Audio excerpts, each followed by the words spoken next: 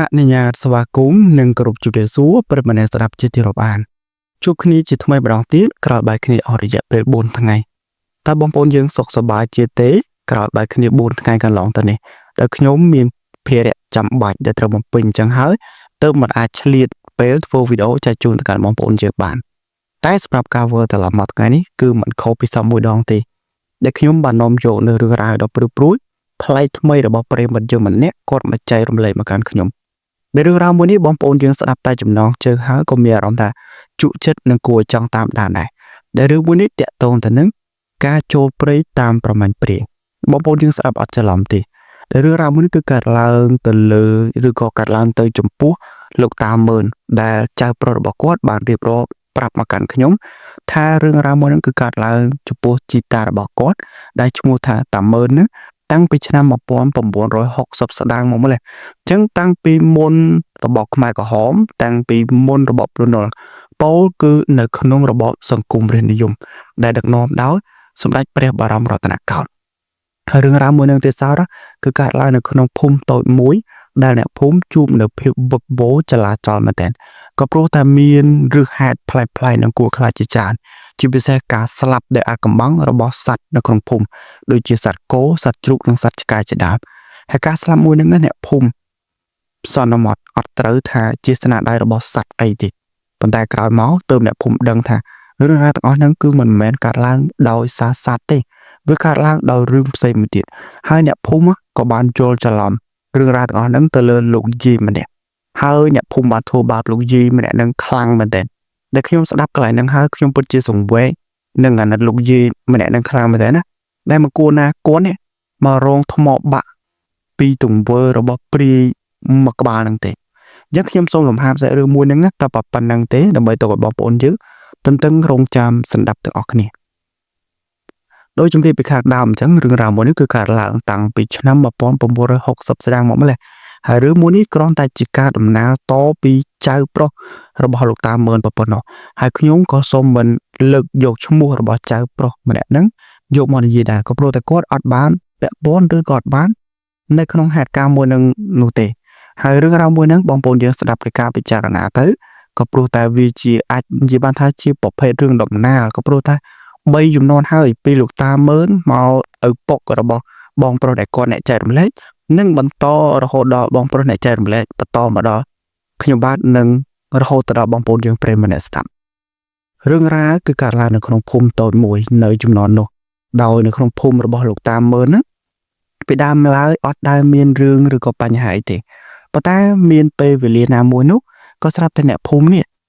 បានឃើញថាសត្វគោនៅក្នុងភូមិមួយក្បាលគេបានស្លាប់ហើយការស្លាប់របស់គោមួយក្បាលហ្នឹងវាមានសភាពចម្លែកខ្លាំងមែនទែនតែការស្លាប់របស់វាដូចត្រូវបានសត្វសាហាវស្អីមួយវាប្រហារហើយស៊ីគ្រឿងក្នុងរបស់គោមួយហ្នឹងដែលគ្រឿងក្នុងមួយផ្នែកធំរបស់សត្វគោមួយក្បាលហ្នឹង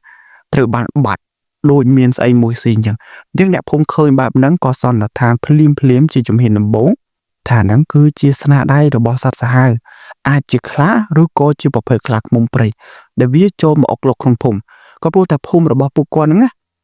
គឺនៅមិនឆ្ងាយប្រហែលពីព្រៃដ៏ក្រាស់នៅតំបន់មួយហ្នឹងទេអញ្ចឹងនឹងគឺជាការសន្និដ្ឋានដំបូងហើយលោកមេភូមិក៏បានចេញសេចក្តីប្រកាសភ្លាមលក្ខណៈថាបកគោប្រកាសប្រាប់អ្នកភូមិទាំងអស់គ្នាហ្នឹងឲ្យមានការប្រុងប្រយ័ត្នហាមមិនឲ្យក្មេងៗមិនថាក្មេងក៏ដោយចាស់ក៏ដោយនៅពេលយប់ឡើងបើមិនចាំបាច់ទេសូមកុំចុះពីលើផ្ទះប្រុងប្រយ័ត្នឲ្យមែនតើហើយបើឃើញសត្វអីមួយដែលចម្លែកចូលមកក្នុងភូមិទេត្រូវស្រែកបកគោប្រកាសឲ្យអ្នកភូមិផ្សេងទៀតបានដឹងផងទៅព្រោះតែចំណន់នោះដូចយើងដឹងស្រាប់យ៉ាងអត់ទាន់មានទូរស័ព្ទឬក៏ប្រព័ន្ធទំនាក់ទំនងអីទេអញ្ចឹងដើម្បីបកគោប្រកាសឬក៏ផ្ដល់ដំណឹងទៅអ្នកផ្សេងទៀតគឺមានតែស្រែកបន្តពីគ្នាមួយទៅគ្នាមួយបន្តអញ្ចឹងទៅដើម្បីឲ្យរឿងទាំងអស់ហ្នឹងដល់អ្នកភូមិដទៃផ្សេងទៀតអញ្ចឹងលោកមេភូមិមិនត្រឹមតែប្រាប់ប៉ុណ្្នឹងទេគាត់ក៏បានចាត់តាំងបរិបពីកម្លាំង 5-6 នាក់ដែលសុទ្ធសឹងតែជាបរិបដែលគាត់ខ្លាំងខាងផ្នែកក្បាច់គុណដើម្បីល្បាតនឹងការពារនៅក្នុងភូមិមួយនឹងនៅពេលយប់ឡើងបន្ទាប់ពីដាក់កងកម្លាំងល្បាតរួចរាល់នៅយប់បន្តរឿងហេតុគឺនៅតែចេះកើតឡើងដដែលការស្លាប់របស់សត្វក៏ចេះតែកើតមានហើយក្នុងមួយយប់ស្លាប់សត្វមួយក្បាលទៅពីរក្បាលដែលសភាពសត្វនៃការស្លាប់ហ្នឹង cứ đôi khi cho mùi nâng ca slap nơi dục thì mùi chẳng đôi miên xây mùi á ve pu sạt mùi nâng hết xì chẳng bắt tá ca snam ve mùi nâng mình mẹn ca pra cũng bắt rồi có pra xây thì cứ đôi chia cả nhâm rồi có chia cả trọ chẳng bắt tá group giang nơi ta mình toàn ai đăng thả rương on nâng với cả lang đôi sna đai sạt ấy có bố ta mình than nè là bát còn phi diêm đa là bànอย่างไม่กระด้อยก็มันบานปะแตจุกจมูกนังสัตว์มวยประเภทได้บานสำหรับสัตว์โกระบบแหนภูมินั่นไงเรื่องแฮดวิจัยแต่พลายจีบมันต่อปีมาทั้งไงเติมมาทั้งไงเราโหดบูนปรามทั้งไงก่อนลองพดเตอแหนภูมิก็เก็บบานตามด้านนึงสังเกตเคยท่าอากลุ่มตีเครื่องขนมระบบสัตว์โกได้บานสลับนั้นเวบานทะเลรีปายตามเพลย์หรือใดนั้นcái của ban ta mà công ty ngón nâng tới cái có tam tại đó tia mùi đã nơi trồng phùng tia mùi nâng á cứ nợ đặt ngay bị kế nơi không phùng mấy bàn tay nợ đặt ngay bị kế và hai chim rồi mát hai nơi độc sụp trục hai chỉ có tia tội mùi thì đã cái đăng tháp tia mùi nâng cứ chụp tia là bao gì xài hai ở vậy để căn đặt cua oi cái chập ở đó mùi tí đó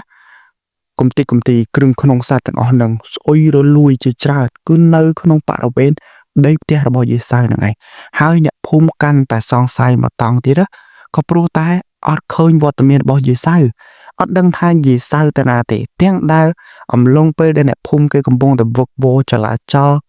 pi bành hai rư mùi nhá cái đăng ở cái gì bàn tay cái ở ban chập ở đó pi vọt miền bao nhiêu sai thì đào pe cái khơi sập hiệpเครื่องขนมโกวิบานทะเลอารัดเรียนตีนังมุติดะเก๋ก็สนมดพลิมท่ายีสายคือจิตมุบก็ปรูใต้ยีสายบ่ยังยีปียีสายก็คือจิมตรงนี้ได้มีรูปเรือเกราะตั้งปีกำนัดขนมบอกกอดเก่าหมกบอกกวนสบายก็กลม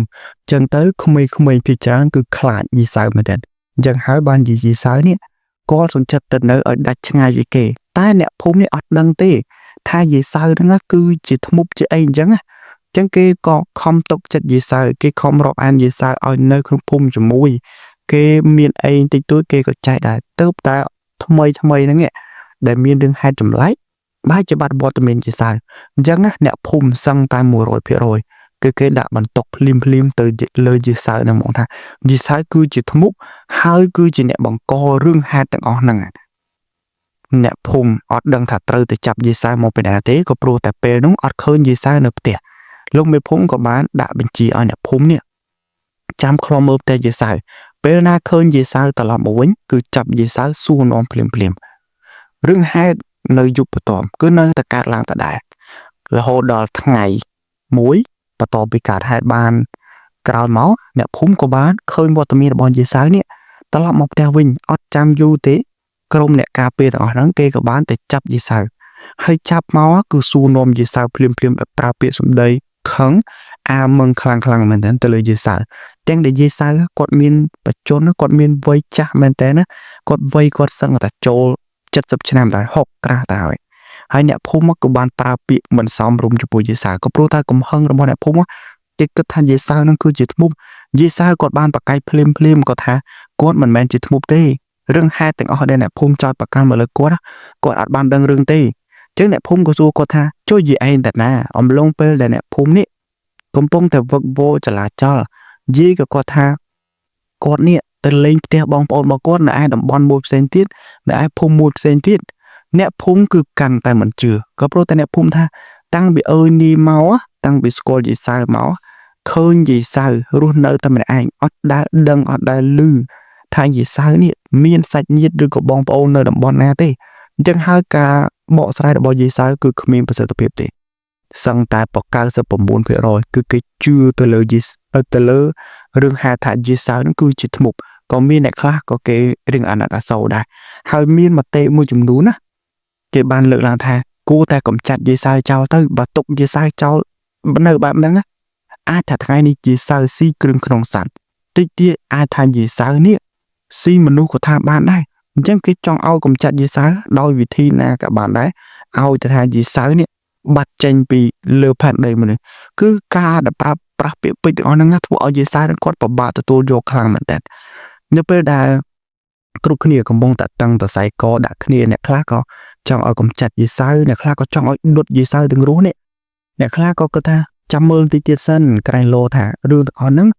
ខ្លាញ់យល់ច្រឡំចំពោះយេសៅពួកអ្នកដែលគេស្គាល់យេសៅច្បាស់គេដឹងណាថាយេសៅគាត់គឺជាមនុស្សបែបម៉េចគាត់អាក្រក់តកាយទេប៉ុន្តែចិត្តអត្តចរិតរបស់គាត់គឺល្អគាត់យកអាសាអ្នកភូមិខ្លាំងណាស់នៅពេលដែលតឹងតសៃកបែបហ្នឹងក៏ស្រាប់តែពេលហ្នឹងមានគ្រូម្នាក់គាត់ដើរមកពីណាក៏មិនដឹងដែរដែលគ្រូម្នាក់ហ្នឹងគាត់អត់មានវ័យអីចំណាស់ប្រហែលទេវ័យរបស់គាត់ល្បាក់ផាយជាង40ឆ្នាំទេគាត់ដើរមកដល់គាត់ស្រែកមកថាលេងយាយម្នាក់ហ្នឹងទៅយាយម្នាក់ហ្នឹងអត់មានពាក់ព័ន្ធអីចំពោះរឿងដែលកើតឡើងនៅក្នុងភូមិមួយហ្នឹងទេរឿងហេតុទាំងអស់គឺកើតឡើងអំពីព្រាយមួយក្បាលគាត់លើកឡើងបែបហ្នឹងណាអ្នកភូមិផ្សេងទៀតក៏បានមើលមកគាត់ក៏សួរថាព្រាយម្នាក់ហ្នឹងគឺជាយេសៅមែនលោកគ្រូម្នាក់ហ្នឹងគាត់មានឈ្មោះថាគ្រូកនគាត់បាននិយាយថាមិនមែនទេយេសៅគាត់គឺជាមនុស្សស្អាតស្អំគាត់អត់មានពាក់ព័ន្ធអីតទៅសោះចំពោះរឿងមួយហ្នឹងអញ្ចឹងអ្នកភូមិនេះឮការបកស្រាយបែបហ្នឹងហើយគេក៏មិនតន់ជឿដែរគេក៏សួរនាំថាលោកគ្រូអីមានអីអំណាចមានអីបង្ហាញទៅកាន់អ្នកភូមិអត់លោកគ្រូកនគាត់ថាគាត់អត់មានទេប៉ុន្តែគាត់ដឹងថាព្រាយមួយហ្នឹងវាបានធ្វើដំណើរពីតំបន់ផ្សេងមួយទៀតដែលគាត់បានតាមប្រមាញ់វាថាម្នាក់ឯងនេះអស់រយៈពេល3ខែហើយវារត់ពីភូមិមួយមកភូមិមួយរហូតដល់ភូមិអ្នកទាំងអស់គ្នាហ្នឹងអញ្ចឹងបើអ្នកទាំងអស់គ្នានៅតែដាក់បន្ទុកទៅលើយេសៅទៀតអ្នកទាំងអស់គ្នាប្រកាសជាមានវិបរិយសារីនៅពេលដែលឮការនិយាយបែបហ្នឹងអ្នកភូមិផ្សេងទៀតក៏ហាក់បីដូចជាជ្រាបចូលទៅជឿគាត់ថា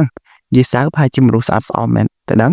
ហើយអ្នកផ្សេងទៀតក៏គាត់ថាអត់ទេអត់ជឿចង់នៅតែចិត្តមួយថានៅតែចង់កំចាត់យេសៅចេញបានលោកគ្រូម្នាក់ហ្នឹងគាត់ថាធ្វើអញ្ចេះតាមគាត់តែខ្លំមើលយេសៅអត់ឲ្យយេសៅតាណាទេចាំមើលថាយុគហ្នឹងវាមានរឿងហេតុហ្នឹងកើតឡើងដូចមុនអត់តើមានការស្លាប់របស់សត្វដូចមុនអត់អ្នកភូមិក៏យល់ព្រមហើយគេក៏បានឃុំយេសៅប៉ុន្តែការឃុំមួយហ្នឹងអត់បានចងយេសៅចងអីទេគ្រាន់ថាទុកយេសៅនៅក្នុងផ្ទះហើយដាក់បរោះពីងកម្លាំង7-8នាក់នៅឃ្លាំមើលយេសៅមកយប់ហ្នឹងអត់ឲ្យយេសៅតាណាទេតែអ្វីដែលគួរឲ្យសង្វេគនេះគឺគេបានបង្អត់អាហារយេសៅអត់ឲ្យយេសៅបានបាយបានទឹកទេក៏ព្រោះតែគេគិតថាយេសៅជាធ្មប់អញ្ចឹងចង់ឃើញឥទ្ធិពលឫទ្ធិអំណាចរបស់យេសៅនេះនៅពេលយប់ថានៅពេលដែលគាត់ឃ្លានអាប្រភេទឈាមប្រភេទសាច់ស្រស់នេះចាំមើលថាគាត់ធ្វើទុកបែបណាមួយយប់កន្លងគាត់ទៅយេសៅគាត់បាក់ស្បាតខ្លាំងមែនទែនដោយសារតែវ័យជរាទៅហើយមួយទៀតអត់បាយអត់អាហារអញ្ចឹងទៀតគាត់ក៏កាន់តែទ្រុឌទ្រោមទៅហើយនៅយប់ហ្នឹងចៃដន្យមែនទែនអត់មានគោឬក៏អត់មានសត្វនៅក្នុងភូមិណាមួយវាបានស្លាប់ទេអញ្ចឹងអ្នកភូមិក៏ចាប់ផ្ដើមរូទៅមួយសារទៀតគិតថាយេសៅហ្នឹងគឺពិតជាធ្មប់ហើយក៏ព្រោះតែនៅពេលដែលចាប់យេសៅបានបែរជាអត់មានរឿងហេតុណាមួយកើតឡើងតតែសោះនៅក្នុងភូមិលោកគ្រូកនគាត់ក៏បានចេញមុខមកបដិសេធភ្លាមម្ដងទៀតគាត់ថាចាំមើលមកយប់ទៀតសិនបើសិនជាយប់ទី2នេះនៅតែមិនមានរឿងហេតុណាមួយចម្លែកឬក៏អត់មានសត្វវាស្លាប់នៅក្នុងភូមិទេអ្នកទាំងអស់គ្នាចង់ធ្វើអីចំពោះយេសៅម្នាក់ហ្នឹងក៏តាមចិត្តអ្នកគ្នាអញ្ចឹងអ្នកភូមិក៏យល់ព្រមអញ្ចឹងយេសៅអត់បាយចូល2យប់ណាយប់ទី2មកដល់ក៏ស្រាប់តែនៅរំលងអត្រាតអ្នកល្បាតភូមិម្នាក់គាត់បានរត់មកគាត់ស្រែកពេញភូមិតែម្ដងហើយធ្វើឲ្យក្នុងភូមិទាំងមូលចាប់ផ្ដើមចលាចលមនុស្សដេកលែងបានក៏ព្រោះតែសំឡេងនៃការស្រែកមួយហ្នឹងហាក់បីដូចជាភ័យខ្លាចខ្លាំងមែនតើអញ្ចឹងនៅពេលដែលអ្នកល្បាតមួយហ្នឹងគាត់រត់មកដល់អ្នកភូមិជាពិសេសលោកមេភូមិជាមួយនឹងគ្រូខននេះក៏សួរថាគាត់បានជួបអីគាត់បានឃើញអីអ្នកភូមិម្នាក់ហ្នឹងគាត់បានប្រាប់ថារឿងហេតុទាំងអស់ហ្នឹងមិនមែនកាត់ឡើងពីយេសៅទេយេសៅគឺមិនមែនជាធ្មប់ទេរឿងហេតុទាំងអស់ហ្នឹងគឺកើតឡើងពីព្រាយស្រីម្នាក់ដែលពេលហ្នឹងមូលហេតុដែលគាត់ស្រែកហ្នឹងគឺគាត់បានឃើញព្រាយស្រីមួយហ្នឹងវាកំពុងតែអង្គុយស៊ីពូជជ្រូកវាបានសម្លាប់ជ្រូកហើយវាបានស៊ីពូជជ្រូកយ៉ាងឆ្ងាញ់គាត់ថាពេលហ្នឹងគឺគាត់ដើរល្បាតជាធម្មតាគ្នាគាត់6នាក់គាត់បែងចែកជា3ក្រុមដោយ2នាក់ល្បាតនៅចុងភូមិខាងលិច2នាក់ល្បាតនៅចុងភូមិខាងកើតហើយសម្រាប់គាត់2នាក់ហ្នឹងគឺល្បាតនៅកណ្ដាលភូមិហើយនៅពេលដែលល្បាតនេះគាត់ក៏ឈឺនោមហើយគាត់ក៏ដើរទៅនោមគៀនព្រៃក្បែរផ្ទះគេមួយតែអំឡុងពេលហ្នឹងគាត់ក៏ឮសំឡេងជ្រូកវាស្រែកបែបលក្ខណៈវាឈឺចាប់គាត់ក៏បានកាន់ចលោរបស់គាត់ហ្នឹងដើរទៅអើតមើលនៅពេលដែលគាត់ទៅមើលនេះទៅគាត់ដឹងថាជ្រូកហ្នឹងវាមិនតន់ស្លាប់ទេតែមានអីមួយរូបរាងជាមនុស្សហើយជាមនុស្សស្រីស្លៀកសប្រឡាក់ bố pin đã chìm hai mùi tí đã có tha sọ tân lẹ mau lòng chết một hơi còn mơ mình cho ba tê con ta nó về đầu viên nghiệm mau nè tập cột đằng thang mình lẹ say nó cứ mình mẹn chìm được thế cứ chụp đi có pro ta múc mót bao vía cua khai khlang mà tên nên việc của hòm hay về đầu viên nghiệm mau nữa á có tha vía nè còn pong tại tập bia còn pong tại canxi à pu kêu không rồi bao chục nè cua khai khlang mà tên bên đằng có tha con tại khơi bạm đằng á pri xem này nó cứ stu hay mà rồi quát để thôi con này ở chăm du thì con có bàn rốt tranh bị cái lại mùi nắng hai sai bạc cô các bạn đang tệ nè phun có cho bạn chạy chừng khía là bây giờ pri xem mùi nắng tới cả lại cả hai con ta từ đó cục giang cứ ở khơi pri xem mùi nắng tệ ban trầm tại khơi xả sóp ở bó chút để ban salap mùi nắng tập nó chẳng lúc cục con này có xu tha chưa còn nào có ban prap hơi thay gì sao mà đang ọt miên pẹ pọn ấy chấm pu rừng mùi đang thi ban nè phum nè cứ quạt anh nè khla nè để chìm xé nè để bạn đạo bắn tộc ngôn hôn từ lời gì sao đó có cả ban lụt cho con xôm cả bà tàu gì sao con tay bờ mơ san phi gì sao bên đó cứ quạt tròn khăng mà tên ban kê nè dỗ mai dỗ tự tự ao gì sao ở hộp miền cầm lặng trắng rừng gì sao có rầm lồng vật tới cho mà rưa bỏ lục cừu còn ban gì tha dơ ở khía mà ác châu mơ pri mùi nắng á vì bằng co rừng rải cái ta rừng ra mình lỡ nó không phun mùi nắng tỏ tê ở đây để bùi dương ai thâu bán cứ tơ ta từ tam cũng chặt pri mùi nắng để bây giờ lư tha từ tam cũng chặt pri mùi nắng á nè phun có chặt âm thật cho 21 nè tha tới cũng chặt mấy dương tới cũng chặt này nè được lúc con tha dương từ không pri tam từ đa rồi bỏ pri mùi nắng có ai đang từ đa rồi bỏ pri mùi nắng có đang tha pri mùi nắng á vì luôn này không pri hai vì mẹ tập bò ban tai nó bơi tê nó bơi ngay việc ai vừa ấy dừng ban tê tá quạt ban chẳng còn thôn ha bà sân chia phần tàu ở pri mùi nắng á viên nơi tại bà có hại viên nơi tại si sạch bạp nắng chỉ rơi chỉ bà tàu bà tốt có tha mình du thì pri mùi nắng á việc cần tại khả năng chừng môn hai chớ nên mình ai vừa ấy việc ban tỏ thật sợ hai mình trâm ta ai dụ chú vừa đã bỏ xa tê có tha xong bay tại ai dụ chú vừa đã bỏ nẹp phum nữa không làm bon mùi nắng á có bạn ai thân yêu bạn ai bà sân chỉ pri mùi nắng việc can rất việc can ông này để bảo vệ chắc nè phum có tha thua mấy lục cừu là lục cừu tha thua tam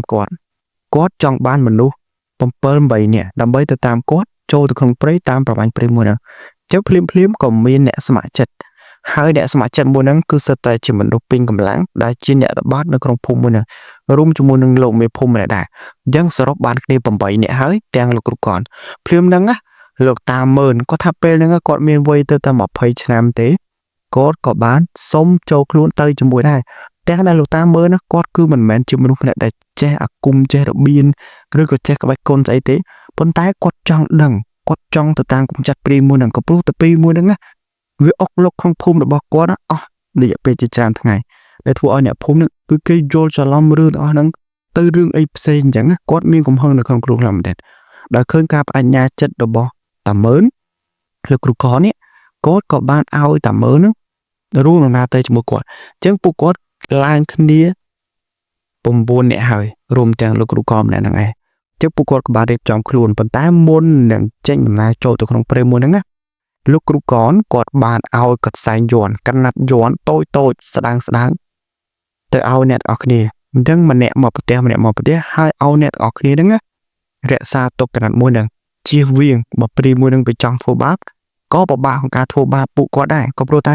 มีนขนาดย้อนกรุกรหายบุญติดกรุกรบานเอาเนี่ยออกเนี่ยได้มีนอาบดไอ้กระดามันทากำบัดแกะมันทาไอ้กระดาเอาแต่เจี๊ยประเภทอาบดได้เตะดักแต่ตามคลุ้นก็เพลิงกันเอาโยเมาเอากอดประสิทธิไปดังกอดกอดประสิทธิแจงกำเพลิงระบลงมีปุ่มเจ้าการโทษดำนายระบปุกรนั่งอ่ะตือมีนแต่กับเพลิงมาดามตีได้เชื่อกำเพลิงระบลงมีปุ่มลูกก้อนกอดบานปัจเจติธาบาสันจะมันปัจสถีแต่เลออาบดถึงอ่อนนังเตะตุใบจีจังปราบันหรือก็ปะฮาแต่เลอปรีมวยนั่งก็มันอาจทัวไอปรีมวยนั่งบานได้ยังตัวแต่ปัจสถีด่ากุมกีธาโจเตอมีอัตเปอร์คลาก้อนยีทักคลามันอาจทาโยกุมบัดมวยนั่งเตอแต่ถ้าเตอกุมจัดปรีมวยนั่งบานเด็กครอนท่าทัวไอปรีมวยนั่งวิจกซอยแต่ปนักเลิกแรงแต่โกนกุมบัดอากุมหรือบอกกอดแต่กอดบานปัจสถีจิตชนะนำหนักกาหากดกันจบหนึ่งได้รอบชนะมันนี่ គាត់បានចាគាត់បានគេថាប្រសិទ្ធិជាច្រើនគ្រូជាច្រើនចំនួនមកអានឹងបានគាត់ថាអានឹងបានខ្លាំងអាចកម្ចាត់ព្រាយមួយនឹងបានអញ្ចឹងពួកគាត់ក៏បានធ្វើដំណើរទៅហើយការធ្វើដំណើរចូលព្រៃរបស់ពួកគាត់លោកតាមើលគាត់ថាអត់មានអីចម្លែកទេនៅក្នុងព្រៃវាធម្មតាដោយសារតែពេលថ្ងៃដែលយើងដឹងស្រាប់លោកគ្រូគាត់បានបញ្ជាក់ហើយថាព្រាយមួយហ្នឹងវាអត់មានឥទ្ធិពលសោះតែមកនៅពេលថ្ងៃគឺវាអត់អាចចេញមកខាងក្រៅបានទេវាមានឥទ្ធិពលតែនៅពេលយប់អញ្ចឹងដំណើររបស់ពួកគាត់គឺត្រូវសម្រាប់ពេលថ្ងៃហើយលោកគ្រូកនគឺជាអ្នកនាំផ្លូវទាំងអ្នកផ្សេងទៀតអត់អាចធ្វើអីបានគឺធ្វើដំណើរតាមតែលោកគ្រូកនក៏ព្រោះតែលោកគ្រូកនគាត់ដឹងពីទិសដៅទីតាំងគាត់ចេះមើលគាត់ចេះមែកថាព្រាយមួយហ្នឹងវានៅតំបន់ណាអញ្ចឹងពួកគាត់គឺត្រូវសម្រាប់នៅពេលថ្ងៃការធ្វើដំណើររបស់គាត់ពីមួយថ្ងៃទៅមួយថ្ងៃអស់រយៈពេលមួយយប់មួយថ្ងៃអស់រយៈពេលចូល2ថ្ងៃឯងព្រៃខាងក្រៅអត់មានហេតុអីទេអញ្ចឹងបងប្អូនយើងកន្លែងហ្នឹងប្រកាសជាឆ្ងល់ថាចុះនៅពេលដែលអ្នកភូមិចូលជាពិសេសគ្រូដែលគាត់ចេះមន្តអាគមនេះគាត់ចូលទៅក្នុងព្រៃបានអញ្ចឹងព្រៃហ្នឹងវាមិនចូលមកអុកលុកអ្នកភូមិនៅក្នុងភូមិលោកគ្រូកនគាត់បានគិតគូរដល់រឿងហ្នឹងដែលគាត់បានគេថា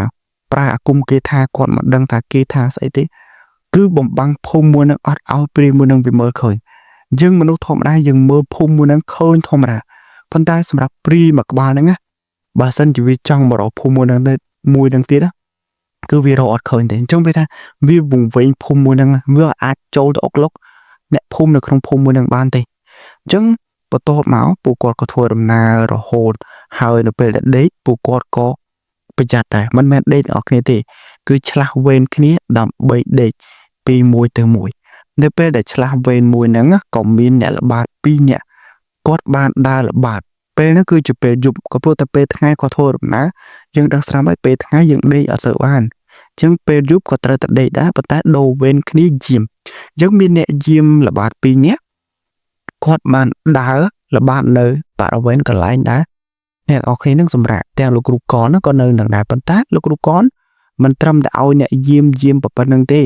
គឺមានគេថាពិធីព័ទ្ធសម្មាព័ទ្ធអីនៅបរិវេណកន្លែងពួកគាត់ហ្នឹងសម្រាប់ថែមទៀតអញ្ចឹងនៅពេលដែលអ្នកយាមនឹងគាត់ដើរល្បាតចុះឡើងក៏ស្រាប់តែមានអ្នកយាមម្នាក់ទៀតនេះគាត់ស្រែកផ្អើលនៅក្នុងព្រៃហ្នឹងហ្មងស្រែកប្រាប់គ្រូគ្នាថាជួយផងអ្នកយាមម្នាក់ទៀតគាត់មានបញ្ហាហើយពេលហ្នឹងឮបែបហ្នឹងអ្នកផ្សេងទៀតក៏បានងើបមកមើលនៅពេលដែលមើលទៅគឺឃើញតែអ្នកយាមម្នាក់ឬក៏អ្នកល្បាតម្នាក់ទេគាត់រត់មកទៀតបាត់ដៃគូអ្នកល្បាតម្នាក់ហ្នឹងអត់ដឹងថាគាត់បាត់ទៅណាអញ្ចឹងគេក៏បានសួរនាំទៅដៃគូម្នាក់ហ្នឹងថាជួដៃគូម្នាក់ទៀតតែអ្នកល្បាតជាមួយគ្នានេះគាត់បាត់ទៅណាបានពូអ្នកល្បាតហ្នឹងគាត់បានរៀបរាប់តាមចែនៅពេលដែលគាត់ដើរល្បាតគ្នា2នាក់ហ្នឹងពួកគាត់ដើរទៅក៏ឃើញមានកូនទន្សាយស្លឹកមួយវាលោតកាត់មុខពួកគាត់ឃើញបែបហ្នឹងដោយសារតែនៅក្នុងព្រៃពួកគាត់ហូបអាហារបានតិចអញ្ចឹងគាត់ក៏គិតថាឃ្លានគាត់ចង់ប្រមាញ់យកអាសត្វទន្សាយមួយហ្នឹងយកមកធ្វើជាម្ហូបរបស់ពួកគាត់ហើយពួកគាត់ទាំងពីរនេះក៏បានតាមចាប់សត្វទន្សាយមួយហ្នឹងនៅពេលដែលត្រឹបទៅពូដែលជាអ្នករៀបរាប់ហ្នឹងគាត់ថាគាត់ត្រឹបអត់ត្រូវទេតែពូម្នាក់ទៀតដែលជាអ្នកល្បាតដូចគ្នាហ្នឹងគាត់ត្រឹបត្រូវនៅពេលដែលត្រឹបគ្រប់ទៅលើទន្សាយមួយហ្នឹងក៏ស្រាប់តែទន្សាយមួយហ្នឹងវាប្រែខ្លួនមួយរំពេចប្រែពីសត្វទន្សាយទៅជាកណាត់ពណ៌សមួយស្ដើកហើយវាក៏មករុំលើខ្លួនពូម្នាក់ដែលជាអ្នកត្រឹបទន្សាយមួយហ្នឹងបន្ទាប់ពីរុំពូម្នាក់ហ្នឹងហើយពូម្នាក់ហ្នឹងក៏ប្រកាច់ភ្លាមនៅពេលឃើញបែបហ្នឹងសភាពមិនស្រួលគាត់ក៏ប្រញាប់ចូលទៅជួយសង្គ្រោះពូម្នាក់ហ្នឹងនៅពេលដែលចូលទៅសង្គ្រោះពូម្នាក់ហ្នឹងក៏ដឹងខ្លួនឡើងប៉ុន្តែនៅពេលដែលគាត់ដឹងខ្លួនមកនេះគាត់ប្រែទៅជាមនុស្សផ្សេងមួយទៀតដែលសភាពរបស់គាត់ប្រៀបបីដូចជាមនុស្សខ្មោចចូលទៅដែលគាត់ហាក់បីដូចកាចគាត់ខំធ្មេញខ្លួនឯងលឿងក្រែតហ្មងគាត់ថាអាមនុស្សខឹងខ្លាំងខំធ្មេញហើយភ្នែករបស់ពូម្នាក់ហ្នឹងដែលជាអ្នកត្រឹបទន្សាយហ្នឹងគាត់ប្រែទៅជាពណ៌ក្រហមដែលគួរខ្លាចខ្លាំងមែនតើហើយអត់ស្គាល់គ្នាទេថាពូម្នាក់ដែលកំពុងតែជួយគាត់ដែលជាដៃគូល្បាតរបស់គាត់នេះជានរណាបាយជាចង់គេថាចង់សម្លាប់មកពូម្នាក់ហ្នឹងទៀតអញ្ចឹងហើយបានពូម្នាក់ហ្នឹងគាត់ក៏បញ្ញាប់រត់មកឲ្យគ្រប់គ្នានឹងជួយនៅពេលដែលគ្រប់គ្នាកំពុងតែស្ដាប់ការរត់របស់ពូម្នាក់ហ្នឹងក៏ស្រាប់តែពូដែលត្រូវបានខ្មោចចូលហ្នឹងគាត់ដើរមកនៅពេលដែលគាត់ដើរមកគាត់បែរជាសើចហើយការសើចរបស់គាត់ស្នាមញញឹមរបស់គាត់ពេលហ្នឹង គឺគួរឲ្យខ្លាចខ្លាំងមែនទែនគាត់សើចប៉ុន្តែអ្វីដែលកាន់តែគួរឲ្យខ្លាចទៅហ្នឹងការសើចមួយហ្នឹងមិនមែនជាសម្លេងរបស់ពូម្នាក់ហ្នឹងទេគឺជាសម្លេងរបស់ព្រាយស្រីម្នាក់ហ្នឹងមនុស្សប្រុសតែសើចបែរជាលឺសម្លេងមនុស្សស្រីនៅពេលដែលឃើញបានហ្នឹងគ្រូកនក៏បានប្រើអាគមគាថារបស់គាត់ព្យាយាមបណ្ដេញព្រាយមួយហ្នឹងឲ្យចេញពីក្នុងខ្លួនរបស់ពូម្នាក់ហ្នឹងប៉ុន្តែអត់អាចធ្វើបានទេព្រាយមួយហ្នឹងគ្រាន់តែឃើញអាគមគ្រាន់តែលឺអាគមរបស់គ្រូកនភ្លាមវាដែលនៅកំពុងតែនៅក្នុងខ្លួនពូអ្នកល្បាតហ្នឹងវារត់ចេញពីកន្លែងមួយហ្នឹងអ្នកភូមិនេះក៏ចង់ទៅតាមដើម្បីជួយពូម្នាក់ហ្នឹងមកវិញប៉ុន្តែគ្រូកនថាគុំទៅហ្នឹងគឺគ្រោះថ្នាក់ហើយក៏ព្រោះតែពេលយប់ព្រីមួយហ្នឹងគឺវាមានអត្តពលខ្លាំងណាស់បើយើងអត់រកវិធីអីបង្ការគឺមុខជាគ្រោះថ្នាក់ទាំងអស់គ្នាហើយចោលឆ្អឹងនៅក្នុងព្រៃនឹងទាំងអស់គ្នាពេលហ្នឹងអ្នកភូមិឬក៏លោកមេភូមិដែលទៅជាមួយហ្នឹងចាប់ផ្ដើមកែតាទាស់ពីទាស់សម្ដីគ្នាថាបើសិនជាយើងមិនជួយពូម្នាក់ហ្នឹងមកវិញទេពូម្នាក់ហ្នឹងប្រកាសជាមិនអាចរស់រានទេលោកគ្រូកនគាត់ថាគាត់ក៏មិនដឹងថាត្រូវធ្វើម៉េចដែរព្រោះដោយសារតែរឿងហេតុវាកើតឡើងហើយយន់តែគាត់បានដាក់ឲ្យមិនដឹងថាពូម្នាក់ហ្នឹងគាត់យកតារាអីទៅណៃអត់ដឹងទេហេតុអីបាទព្រីមួយហ្នឹងវាអាចចូលសន្ធិដ្ឋមកក្នុងខ្លួនពូម្នាក់ហ្នឹងបានណាអញ្ចឹងគឺត្រូវតែរងចាំសិនរងចាំពួកគាត់រងចាំយូរអត់អាចគេថាអត់អាចបិទភ្នែកមើលរឿងអាក្រក់កើតឡើងចំពោះមុខបានណាពួកគាត់ទាំងអស់គ្នាក៏សម្រេចចិត្តថា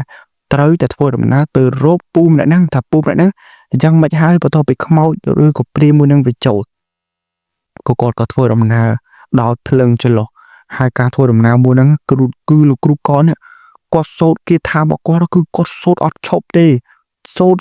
ររហូតដល់ធ្វើឲ្យគាត់នឹងសឹងថាខាស់កគាត់សូត្រឡើងលឺស្អត់ពីដំបូងគាត់សូត្រលឺច្បាស់ប៉ុន្តែយូរទៅគាត់សូត្រលឺស្អត់ហើយអ្នកផ្សេងទៀតអត់មានចេះអាគមទេចេះតែគ្រូកនទេគ្រូកនថាត្រូវតែប្រយ័ត្នឲ្យមែនតើព្រោះព្រីមួយហ្នឹងវាកាន់តែខ្លាំងទៅហើយមួយទៀតព្រីមួយហ្នឹងវាអាចប្រែខ្លួនទៅជាអ្វីក៏បានដែលវាចង់បង្កើតទៅអញ្ចឹងវាអាចប្រែខ្លួនអញ្ចឹងមានន័យថានេះអាទន្សាយស្លឹកដែលពួកគាត់បានចាប់មួយហ្នឹងគឺជាព្រីដែលវាកាឡាខ្លួនទេអញ្ចឹងគាត់ចាប់ទៅគឺជាចាប់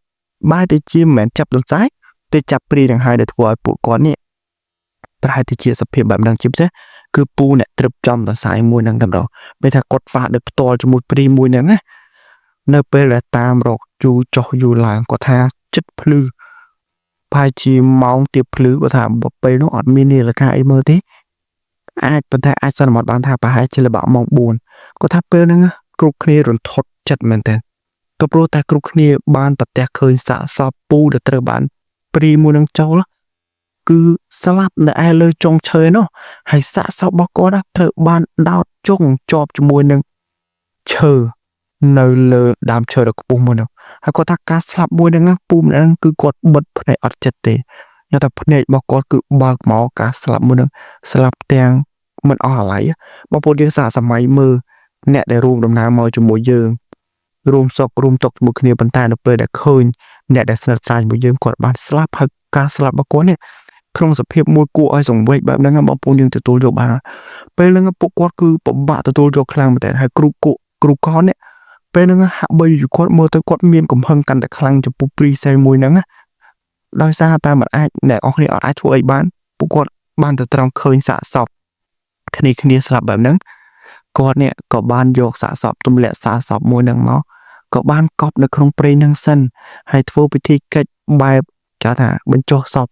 ធម្មតាបែបហ្នឹងសិនអត់ទាន់អាចយកសពហ្នឹងទៅក្នុងភូមិវិញសិនបានទេអញ្ចឹងពិធីគឺត្រូវទៅតាមកំចាត់មួយព្រីមួយនឹងឲ្យបានជាមុនសិន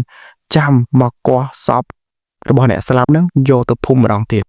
បន្ទាប់ពីបញ្ចុះសពរបស់អ្នកស្លាប់រួចរាល់ហើយអ្នកទាំងគ្នាក៏សម្រួលអារម្មណ៍រៀងនឹងថឹងមកវិញលោកគ្រូកនគាត់ក៏បាននិយាយថាព្រីមួយហ្នឹងវាចាប់ផ្ដើមចុះខ្សោយឥទ្ធិពលហើយក៏ព្រោះតែប្រហែលថ្ងៃដែលពួកគាត់បានតាមប្រមាញ់វាហ្នឹងណាព្រីមួយហ្នឹងវាអត់បានផឹកឈាមឬក៏អត់បានស៊ីអាគ្រឿងក្នុងសត្វទាំងអស់ហ្នឹងណាធ្វើឲ្យព្រីមួយហ្នឹងវាចុះខ្សោយឥទ្ធិពលអញ្ចឹងជាឱកាសល្អដែលពួកគាត់ត្រូវតែតាមប្រមាញ់ដល់ហើយគ្រូកនក៏បាននាំពួកគាត់ទៅដល់ព្រៃកាន់តែជ្រៅគ្រូកនក៏បានណែនាំឲ្យអ្នកនរគ្នានេះធ្វើតាមគាត់ដោយគាត់បានធ្វើពិធីមួយគេហៅថាពិធីសែនមន់ឆ្កាងដែលគេបានយកមន់នេះយកមកបល័យមន់ហ្នឹងហើយយកអាគ្រឿងក្នុងមន់មួយហ្នឹង ចាញ់រួចយកមន់មួយហ្នឹងជាមកឆ្កាងបងប្អូនយើងប្រកាសជាធ្លាប់ឃើញហ្នឹងមែនទេជាពិសេសបងប្អូនយើងដែលធ្លាប់ទៅឡើងអ្នកតានៅតំបន់ដែលមានឡើងអ្នកតាប្រកាសជាឃើញមន់ឆ្កាងខ្ញុំធ្លាប់ឃើញមន់ឆ្កាងមួយហ្នឹងដែលមានតែសាច់មានតែឆ្អឹងទេហើយនឹងរោមទាំងអស់គេអត់មានបោចរោមបោចអីទេប៉ុន្តែគ្រឿងក្នុងមន់មួយហ្នឹងគឺគេបានដកហើយការធ្វើពិធីមួយហ្នឹងគឺជាពិធីអន្តងព្រលឹងព្រាយមួយហ្នឹងដើម្បីព្រាយមួយហ្នឹងវាចេញមកជាឱកាសដើម្បីឲ្យគ្រូកនហ្នឹងគាត់ចាប់ព្រាយឬក៏កំចាយព្រាយមួយហ្នឹងហើយនៅពេលដែលធ្វើពិធីមួយហ្នឹងគ្រូកនគាត់បានពាត់សមាបរិវេណជុំវិញទីកន្លែងដែលពួកគាត់អង្គុយហ្នឹងហាមអត់ឲ្យអ្នកណាម្នាក់ចេញពីទីកន្លែងមួយហ្នឹងទេហើយហាមផ្ដាច់អត់ឲ្យមានអ្នកណាមាត់ផ្ដេសផ្ដាស់អីតទៅសោះមិនចាំបាច់គឺកុំនិយាយទោះបីឃើញអីជួបអីក៏ដោយគឺហាមអត់ឲ្យនិយាយអត់ឲ្យស្ដីទៅរកអ្វីដែលពួកគាត់បានឃើញហ្នឹងទេគ្រប់គ្នាក៏បានធ្វើពិធីកិច្ចមួយហ្នឹងដោយដាក់មន់ឆ្កាមួយហ្នឹងនៅឆ្ងាយពីពួកគាត់ប្រហែលជាជាង10ម៉ែត្រដែលពួកគាត់ទាំងអស់គ្នាហ្នឹងគឺអង្គុយនៅក្នុងខ្សែសមាដែលគ្រូកនគាត់បានរៀបចំទាំងលោកមេភូមិគឺអង្គុយនៅស្ដាំដៃក្បែរគ្រូកនទាំងឯងនៅពេលដែលធ្វើពិធីគ្រូកននេះគាត់សូត្រទៅក៏ស្រាប់តែពេលហ្នឹងបែរជាមិនបានឃើញព្រាយអ្នកនរគ្នាមិនបានឃើញព្រាយទេបែរតែជាឃើញមានលោកយាយចាស់ម្នាក់ដែលវ័យរបស់គាត់គឺអាយុប្រហែលជា70ឆ្នាំហើយដើរមកអង្កោងឃើញបែបហ្នឹងគ្រប់គ្នាភ្ញាក់ផ្អើលមែនទេប៉ុន្តែអត់ទាន់បាននិយាយអីទេប៉ុន្តែបើយើងក៏លេចទៅមើលគ្រូកនពេលហ្នឹងគឺគាត់នៅទៅសោតដែរគាត់បិទភ្នែកគាត់សូត្រខ្លាំងទៅញាប់ទៅលោកយាយម្នាក់ហ្នឹងក៏ដើរកាន់តាគៀកមកកន្លែងដែលពួកគាត់អង្គុយក្នុងខ្សែសមាមួយហ្នឹងលោកមេភូមិគាត់បានកេះគ្នាធ្វើជាសញ្ញាអត់ឲ្យមាននរណាម្នាក់គាត់និយាយអីទាំងអស់ក៏ព្រោះតែតាមបណ្ដាំរបស់លោកគ្រូកនគឺគាត់បានហាមបែបហ្នឹងនៅពេលហ្នឹងលោកយាយដែលដើរមកចង្កោងហើយដើរមកកើមមួយហ្នឹងគាត់ក៏ដើរកាន់តែមកគៀកពួកគាត់ក៏ឃើញកាន់តែច្បាស់ថាហ្នឹងគឺជាលោកយាយម្នាក់ដែលចាស់ហើយគាត់គឺជាមនុស្សលោកយាយម្នាក់ហ្នឹងក៏និយាយបែបមកខ្សើបែបសំឡេងមួយបែបញ័រថាចៅអើយចៅជួយជូនយាយហ្នឹងចេញពីព្រៃនឹងផងយាយហ្នឹងវែងក្នុងព្រៃនឹងអស់ច្រើនថ្ងៃហើយរកផ្លូវទៅផ្ទះវិញអត់ឃើញទេនៅពេលដែលឮបែបហ្នឹងក៏ស្រាប់តែមានអ្នកល្បាតម្នាក់នៅក្នុងក្រុមមួយហ្នឹងគាត់ក៏បាននិយាយភ្លាមតទៅលោកយាយម្នាក់ហ្នឹងដែលគាត់ល្មើសជាមួយនឹងពាក្យសម្ដីឬក៏បណ្ដាំរបស់លោកគ្រូកនដោយគាត់បានតបថាលោកយាយចាអត់អីទេចាំចៅនេះជួយលោកយាយចេញពីទីកន្លែងមួយហ្នឹងគ្រាន់តែនិយាយបែបហ្នឹងភ្លាមអ្នកល្បាតមួយហ្នឹងនិយាយចប់ភ្លាមយាយម្នាក់ហ្នឹងបែរទៅជាសើចហើយគាត់ហ្នឹងគឺមិនមែនសើចលឺគាត់លួចសើចហើយបើយើងក៏លេចមកមើលអ្នកល្បាតមួយហ្នឹងគាត់ប្រែសភាពភ្លាមពីមនុស្សដែលដឹងពីមនុស្សដែលជានីទៅជាមនុស្សដែលក្រេវក្រោធគាត់ពេលហ្នឹងគាត់អុកលុកនៅក្នុងវងជំនុំនឹងខ្លាំងមែនទេ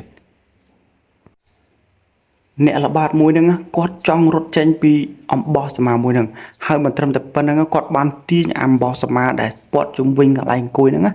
គាត់បានទាញផ្ដាច់ហើយគាត់នេះបានធាក់គ្រូកនពីក្រោយមកជើងទៀតទៅធ្វើឲ្យគ្រូកនគាត់ដាច់អាគមរបស់គាត់កំពុងតែសោតជក់មាត់ទៅនៅពេលដែលត្រូវមកជើងហ្នឹងធ្វើឲ្យគាត់នេះដាច់ចំហហើយពិធីអាគមរបស់គាត់គឺត្រូវអាខានភ្លាមហើយអ្នកល្បាតមួយហ្នឹងគឺគាត់ចាប់ដើមក្រេវក្រោលគាត់ចាប់ដើមរវើរវាយគាត់រោរឿងគេគាត់គេថាពេលហ្នឹងចាប់ដើមទាញកំបិតទាញអាកកុកហ្នឹងមកចលោគេដូចចង់បហាគេអញ្ចឹងហើយក៏លេទៅមើលលោកយាយម្នាក់ហ្នឹងគឺគាត់នៅតែញញឹមលួចសើចបែបហ្នឹងដោយមិនចាំយូរគ្រូកននេះគាត់អត់មាននិយាយអីច្រើនទេគាត់ងើបភ្លាមគាត់ស្ទុះយកអាកំភ្លើងរបស់លោកមេភូមិដែលបានប្រសិទ្ធិអាគុំរួចនេះយកមកគាត់ថាពេលនឹងបាញ់ទៅលើយាយនឹងមកក្របមកគាត់ថាបាញ់ផោងគាត់ទៅផោងភ្លាមយាយមួយនឹងដួលព្រុសទៅលើដីយាយមួយនឹងដួលព្រុសអ្នកល្បាតដែលត្រូវបានអីមួយកំពុងតែសន្ធិដ្ឋកំពុងតែអុកលោកគេឯងនេះគាត់ដួលព្រុសដូចគ្នាគឺថាប៉ាំងព្រុសគឺដួលទៅម្ដងទាំងពីរដែលធ្វើឲ្យអ្នកនរគ្នាចាប់ដើមចលាចលម្ដងទៀតថារឿងនឹងវាកាត់ឡើងដោយរបៀបម៉េចបាញ់មួយមិនបានត្រូវដួលដល់ទៅពីរគ្រូកនអត់ចាំយូរទេគាត់ក៏ឲ្យអ្នកនរគ្នានេះទាញបោះសមាតបជាប់មកវិញឲ្យលឿនឲ្យឆាប់តាមតែធ្វើទៅបានព្រោះព្រាយមួយហ្នឹងវាអត់តន់ស្លាប់ទេពេលហ្នឹងអ្នកនរគ្នាហ្នឹងក៏បានទាញអំបោះសមាមួយហ្នឹងពាត់មកវិញភាសាទៀតហើយគ្រូកនក៏បន្តធ្វើពិធីរបស់គាត់នៅពេលហ្នឹង ស្ដែងខ្លាំងមែនតើទាំងលោកតាមើលក៏គាត់នៅក្នុងនឹងដែរលោកតាមើលគាត់ថាពេលហ្នឹងណាគឺគាត់ញ័រអស់ហើយដៃជើងរបស់គាត់ញ័រអត់អាចបរិយាយពីអារម្មណ៍របស់គាត់បានណាគាត់ភ័យបានតែត្រឹមភ័យហើយនៅគៀនគេអត់អាចធ្វើអីបានទេគាត់ថាពេលហ្នឹងឃើញលោកយីមដែរហ្នឹងគឺងើបមកហ្មងគាត់ថាងើបមួយហ្នឹងណាមិនមែនងើបមកដូចយើងបើសិនជាមនុស្សយើងណាត្រូវងើបមកនេះត្រូវផ្កាប់មុខសិនផ្អៀងខ្លួនយកចំហដើម្បីងើបប៉ុន្តែនេះគាត់ថាអត់ទេយីមហ្នឹងដូចហោះអញ្ចឹងគាត់ថាងើបមកគ្រប់មកចំហហើយសើចហើយភ្លាមហ្នឹងណាយីមអ្នកហ្នឹងប្រែសភាពបដូរពីយីចាស់ទៅជាមនុស្សស្រីម្នាក់ដែលមានរូបរាងគួរអាក្រក់ខ្លាំងមែនទែនហើយវាស្លៀកពាក់សតលាក់សក់កត្រើងភ្នែកក្រហមមាត់មានឈាមនឹងហើយគឺជាព្រីខូចបែបហ្នឹងព្រីស្រីម្នាក់ហ្នឹងវាដូចមានកំហឹងអញ្ចឹងវាក៏ស្ទុះហេមករកន្លែងអាគមរបស់គ្រូកនេះ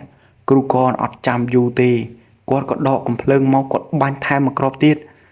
នៅពេលដែលបាញ់ថែមហើយវានៅតែស្ទុះមកទៀតគាត់ក៏បានបោះអាកណាត់យ័ន្តរបស់គាត់ថាកណាត់យ័ន្តរបស់គ្រូកនឹងមិនដឹងថាយកមកតាមខ្លួនតាំងពីប៉ុណ្ណាទេគាត់ទាញកណាត់យ័ន្តរបស់គាត់នេះគប់មកទំហឹងគ្របទៅលើខ្លួនរបស់ព្រាយស្រីម្នាក់ហ្នឹងគ្រាន់តែគ្របភ្លាមពុបព្រាយស្រីម្នាក់ហ្នឹងវាដូចក្តៅក្រហល់កាហាយហើយវាបកាច់ប៉ុន្តែពេលហ្នឹងអត់តន់ដួលណាគ្រូគាត់ថាវាកំពុងតែបកាច់វាកំពុងតែរើបំរាស់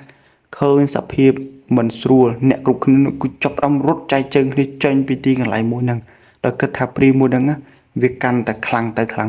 ប៉ុន្តែផ្ទុយពីអ្នកទាំងអស់គ្នាគ្រូកនេះគាត់បានស្ទុះចេញពីទីកន្លែងមួយហ្នឹងពីកន្លែងអំបោះសមារបស់គាត់ហ្នឹងគាត់ស្ទុះមកនេះគាត់ដកយកកូនកំបិតអាគមរបស់គាត់យកទៅគឺបុកទៅលើក្បាលព្រាយស្រីម្នាក់ហ្នឹងបុកពុបគ្រាន់តែបុកពុបអ្នកទាំងអស់គ្នាគឺលឺទាំងអស់គ្នាសំឡេងស្រែកឡើងកងរំពងព្រៃជាសំឡេងមនុស្សស្រីដែលឈឺចាប់សំឡេងស្រែកមួយទំហឹងហ្មងគាត់ថាស្រែកមកឲ្យព្រាយស្រីម្នាក់ហ្នឹងមើលទៅដូចវេទនាខ្លាំងមែនតើតែត្រូវបានអាកណាត់យ័ន្តមួយហ្នឹងគ្របជុំចិត្តទៅលើខ្លួនហើយត្រូវបានកំបិតអាគមនេះដោតជាប់នៅលើក្បាលទៀតពេលហ្នឹងគ្រូកនេះគាត់ដោតជាប់ហើយគាត់អត់ដកទេណាគាត់នៅបែបហ្នឹងហើយគាត់សូត្រគាថាថែមសូត្ររហូតតថាធ្វើឲ្យព្រាយមួយហ្នឹងវាបាត់ចលនាហើយវាប្រែទៅជាដុំភ្លើងមួយក៏រលាយបាត់ភ្លាមមករំពេចពេលហ្នឹងតាមមើលគាត់ថាគាត់ឃើញឲ្យស្ដាយនឹងភ្នែកមែនតើទាំងដែលឃើញសភាពព្រាយប្រពន្ធមនុស្សយើងធម្មតាតែនៅពេលដែលត្រូវកំបិតអាគមហ្នឹងបែរជាព្រាយមួយហ្នឹងវារលាយបន្តិចម្ដងបាត់សមោលឈឹងតែម្ដងឃើញតែកណាត់យំមួយហ្នឹងគ្រូកនគាត់ក៏បានក្តោបអាកណាត់យំមួយហ្នឹងរុំវាចោលមកសាហើយដាក់ចូលទៅក្នុងថង់យាមរបស់គាត់ហើយប៉ុន្តែមុននឹងចូលថង់យាមហ្នឹងគ្រូកនបានកសោបគាត់ថាពេលដែលកសោបទៅកណាត់យំមួយហ្នឹងនៅពេលដែលបោះទៅគឺគ្របចិត្តអាព្រីមួយហ្នឹងប៉ុន្តែនៅពេលដែលគ្រូកនគាត់កសោបមកម្ដងទៀតបែរជាឃើញកណាត់យល់មួយហ្នឹងប្រហែលជា2ទឹក4ជ្រុងទេគ្រាន់តែកសោបមកក្តាប់មកបានមកក្តាប់ដៃហើយដាក់អាកណាត់យល់មួយហ្នឹងចូលទៅក្នុងកឡរបស់គាត់រួចបានដាក់ចូលទៅក្នុងថង់យាមរបស់គ្រូកនគាត់ថាព្រីមួយហ្នឹងគាត់កំចាត់បានហើយឥឡូវវាលលាហើយអ្នកនរគ្នានៅពេលដែលឮថាព្រីមួយហ្នឹងវាត្រូវបានគ្រូកនកំចាត់អ្នកនរគ្នាចាប់បានមានអារម្មណ៍ថារៀងរំភើបសប្បាយមើលមុខគ្នាមកវិញប៉ុន្តែកលែងទៅមើលអ្នកល្បាតម្នាក់ដែលត្រូវបានអីពួយចុំហ្នឹងគឺគាត់សឹងថាបាច់ពពុះមាត់ស្គាល់ថាប៉ុន្តែគ្រូកនគាត់ថាអត់អីទេអត់ទាន់ដល់ដំណាក់កាលធ្ងន់ធ្ងរខ្លាំងមែនទេតិចទៀតវាដឹងហើយគ្រូកននិយាយអញ្ចឹងតិចទៀតវាដឹងខ្លួនមកវិញមកស្ទុះក្រោយមកអ្នកល្បាតមួយហ្នឹងគាត់ក៏ដឹងខ្លួនឡើងមកវិញហើយពួកគាត់ក៏ធ្វើដំណើរចេញពីព្រៃមួយហ្នឹងមកវិញដោយសុវត្ថិភាពនៅសល់តែសមាជិក8នាក់ទេដោយម្នាក់ទេគឺបានស្លាប់បាត់បង់ជីវិតហើយអ្នកភូមិមកដល់គឺបានសាទរចំពោះវត្តមានរបស់គ្រូកនខ្លាំងមែនទែនហើយគ្រូកនក៏បានថាដោយសារតែមានជំនួយពីអ្នកទាំងអស់គ្នាបើសិនជាគាត់តែឯងគាត់អាចធ្វើអីបានទេហើយបើសិនជាមិនមានការបឆោតពីអ្នកទាំងអស់គ្នាទេព្រីមួយហ្នឹងក៏វាមិនងាយចេញប្រទេសប្រដាដែរដោយសារតែឃើញអ្នកទាំងអស់គ្នានឹងឯងដែលគិតថាជាចំណីរបស់វាក៏បានចេញមកចូលអន្ទាក់តាមការក្រុងទុករបស់គ្រូកនមែនតែអ្នកទាំងអស់គ្នាក៏អរគុណគ្រូកនទៅហើយចាប់ពីពេលនោះមកក៏អត់ដែលមានរឿងហេតុអីចម្លែកកើតមាននៅក្នុងភូមិមួយនឹងដែរអញ្ចឹងបើយើងគិតមកវិញថាហេតុអីបានបងម្នាក់ដែលអង្គុយក្នុងសមាសិលរបស់គ្រូកននេះគាត់អង្គុយនៅក្នុងវងសមាហើយមិនបានគាត់នេះនៅតែត្រូវបានព្រីមួយហ្នឹង វាព្យាយាមសន្ធំឬក៏ព្យាយាមបញ្ជាឲ្យបងម្នាក់នឹងឬក៏អ្នកល្បាតម្នាក់នឹងបញ្ជាបងម្នាក់នឹងបានណាចម្លើយងាយទេគ្រូកនគាត់ថាដោយសារតែបងម្នាក់នឹងអ្នកល្បាតនឹងគាត់ល្មើសនឹងពាក្យបណ្ដាំរបស់គាត់ដែលហាមកុំឲ្យនិយាយស្ដីទៅរកនរណាម្នាក់ផ្សេងឬក៏ឃើញអីក៏ដោយកុំនិយាយតែគាត់បែរជានិយាយអញ្ចឹងវាជាឱកាសល្អដែលគេអាចគ្រប់គ្រងពលឹងវិញ្ញាណរបស់គាត់បានហើយប្រើគាត់នេះឲ្យអុកលុកពិធីមួយនឹងគាត់ថាពេលហ្នឹងពិធីមួយហ្នឹងចេះសំណាងហើយដែលអុកលុកចំពេលដែលគ្រូកននេះគាត់បញ្ចប់ពិធីរបស់គាត់រួចរាល់គាត់ថាព្រាហ្មណ៍មួយហ្នឹងវាចង់រត់ក៏រត់អត់បានដែរព្រោះដោយសារតែពិធីក្រុងទុករបស់គាត់គឺបានចប់សពគ្រប់ហើយអញ្ចឹងនៅតែគាត់ចេញមកដោយផ្ទាល់ទៅកំចាត់ព្រាហ្មណ៍មួយហ្នឹងអញ្ចឹងបើយើងគិតបកមកវិញបងមួយដែលបានស្លាប់ក៏ដោយសារតែគាត់បានប៉ះផ្ទាល់ជាមួយនឹងព្រាហ្មណ៍មួយហ្នឹងដែរអញ្ចឹងរឿងរ៉ាវរបស់លោកតាម៉ឺនគឺលោកតាម៉ឺនគាត់ឃើញរឿងមួយនឹងផ្ទាល់ហើយគាត់អត់បានទៅតទល់អីប្រយុទ្ធជាមួយនឹងព្រាហ្មណ៍មួយហ្នឹងទេគឺគាត់បានតែរួមដំណើរទៅដូចទៅបិឆោតទៅជានុយឲ្យគ្រូកននេះចាប់ព្រាហ្មណ៍មួយនឹងតែប៉ុណ្ណឹងអញ្ចឹងបងប្អូនយើងបន្តពីស្ដាប់ហើយយល់យ៉ាងណាកុំភ្លេច comment ជាមតិយោបល់នៅខាងក្រោមផងហើយរឿងមួយនេះគឺគ្រាន់តែជារឿងដំណើរទេបងប្អូនយើងជឿឬមិនជឿសូមស្ដាប់ដោយការពិចារណាហើយ comment ជាមតិយោបល់នៅខាងក្រោមផងកុំភ្លេច subscribe និង like ហើយ comment ដើម្បីឲ្យវីដេអូមួយនេះសាយភាយទៅដល់បងប្អូនយើងផ្សេងទៀតដែលគាត់ចង់ស្ដាប់ប្រភេទរឿងបែបហ្នឹងតែខ្ញុំបាទក៏សូមអរគុណនិងគោរពជម្រាបលាជួបគ្នានៅវីដេអូថ្មីបាយបាយនិងគោរពជម្រាបលា